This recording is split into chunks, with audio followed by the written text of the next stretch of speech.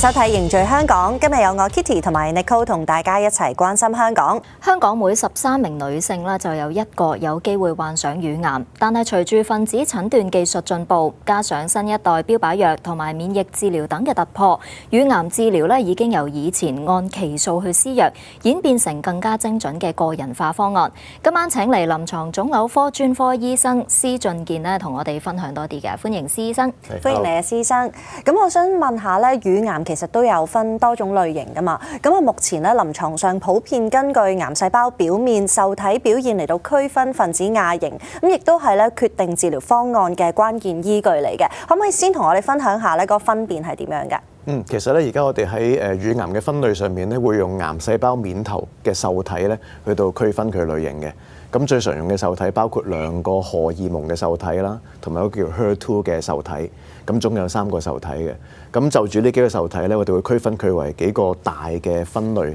第一類就可能係叫荷爾蒙受體陽性，第二類咧就可能叫 HER2 陽性。第3類咧就3個指標都係陰性咧，就叫3陰性乳癌啦。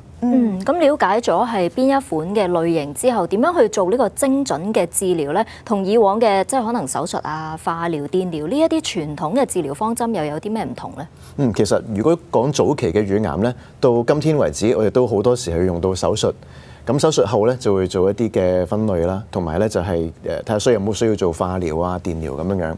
咁我哋而家咧好多時就會將個分類咧一早就做咗先嘅。咁譬如頭先講嘅幾個類型，一早就知道咗咧，就可以掌握到嗰個種類，就可以用一啲更加精準嘅治療方法。譬如話係一啲3陰性嘅乳癌啊、HER2 型嘅乳癌咧，我哋更加多咧係先唔做手術住先，就先開始用一啲可能係標靶治療或者化療，加埋一啲叫免疫治療等等啦，用一啲藥物將個腫瘤咧先控制落嚟。咁個好處咧就係我哋一開始已經可以將佢減低佢嘅生長。第二咧，令到腫瘤縮小咧，可以令到手術咧更順暢咁樣進行啦。同埋第3咧，亦都可以減低將來翻發個風險嘅。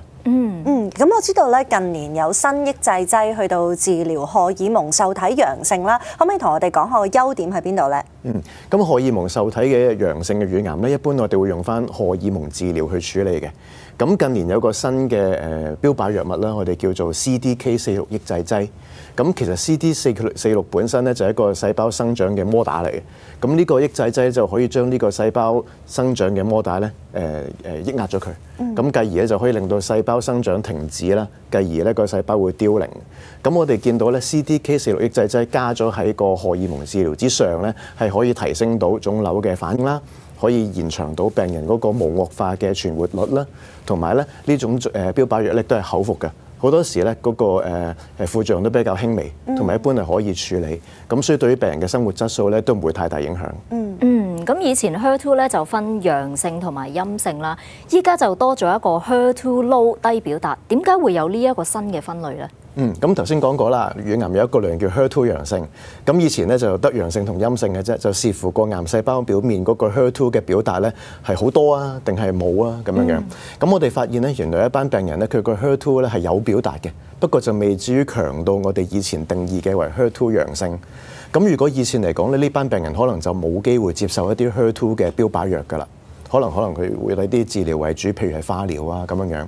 但係而家咧，由於有啲藥物咧係非常之有針對性，我哋發覺咧一啲 HER2 嘅標靶藥咧，連呢啲 HER2 低表達嘅病人咧都有好好嘅效果嘅。咁所以喺個分類上面咧，我哋而家多咗一個種類，就叫做 HER2 低表達，咁令到呢班病人咧可以多更多嘅治療嘅選擇嘅。咁呢個都係病人嘅福音。咁啊，施醫生咧，我想問下，即係有一個咧叫做新一代精準抗癌標靶藥物咧，就聽講話可以係揾出嗰個癌細胞攻擊。咁其實佢原理又係點樣嘅咧？係啊，咁有一種新嘅藥物嘅種類咧，叫做抗體藥物複合體，咁英文叫 ADC。咁呢種藥物咧，其實係有3個部分組成嘅。第一個部分咧係嗰個藥物嘅抗體嚟嘅，咁佢好似個藥物嘅一個導航系統啦。咁第二個部分咧就係個彈頭啦，亦都係負責攻擊嘅，就係一個叫化療。咁咧第3部分咧就係一個叫連桿。咁呢3樣嘢咧就係話我哋聯合咗之後咧，就好似一個標靶嘅藥物咧，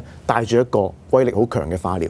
黐埋咗之後咧喺身體度咧佢唔釋放出嚟嘅，直至揾到個癌細胞，去到癌細胞表面嗰個攻擊點嗰度咧，先釋放嗰個化療出嚟去攻擊個癌細胞嘅。咁呢種治療咧，其實係相當有針對性，同埋攻擊力都好強，對身體嘅正常損害都比較低。頭先都有提到嘅三陰性乳癌咧，就個侵襲性係高啲嘅，就特別難搞喎。依家有冇啲新嘅治療方法可以醫到呢一款嘅乳癌呢？係由於三陰性嘅乳癌咧，頭先提及過啦，佢嗰個癌細胞咧係冇一啲荷爾蒙嘅受體，亦都冇 HER2 嘅受體嘅。簡單講，好似冇適應咁樣。咁所以以前咧，我哋都係唯有要靠化療去到處理。咁化療當然啦，佢有佢一定嘅毒性嘅，除咗攻擊個腫瘤之外咧，亦都會對身體嘅正常器官有啲影響。